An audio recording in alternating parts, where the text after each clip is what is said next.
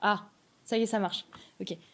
Je disais, me voilà de retour pour une nouvelle chronique. Merci à Radio Bloss de combler l'absence de ses spécialistes en tout pour m'inviter en tant qu'experte en rien.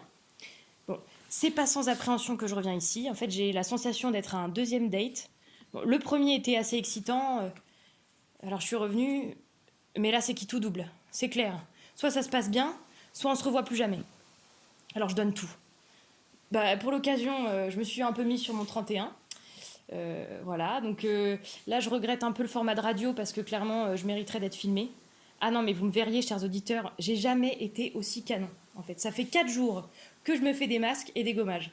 Je lisse, je frotte, je lime, j'épile, je ponce, je cimente, je maroufle, je prends soin de moi. Je me mets beaucoup d'huile de coco aussi.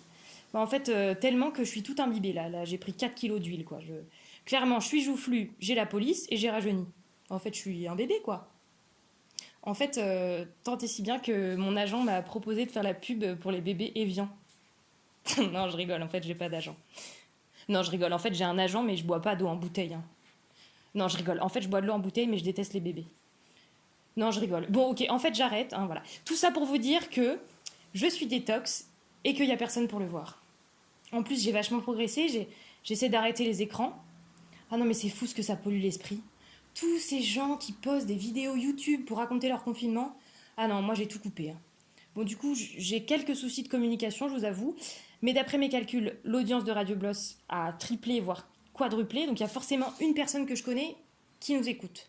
Donc, dans le doute, je vais en profiter pour répondre à mes messages. Donc, Loulou, moi aussi je vais bien. On s'appelle quand tu auras envie. Titi, trop cool. Félicitations pour ta plante. Roro, ben non, en fait, elle n'est pas revenue, donc j'ai pris Racine au standard. Bichette, ok, ça marche, on fait ça. On se télébouffe quand tu veux. Ciao, t'es la best.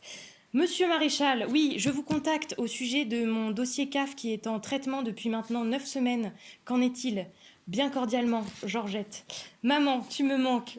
Non, je rigole, on habite ensemble. Ah putain, vous voyez, on est proche du pétage de câble.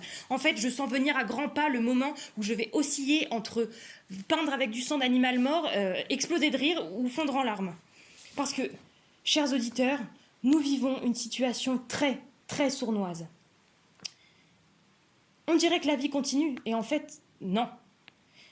J'ai réécouté les discours, relu les règlements, considéré avec attention toutes les conditions qui nous étaient imposées.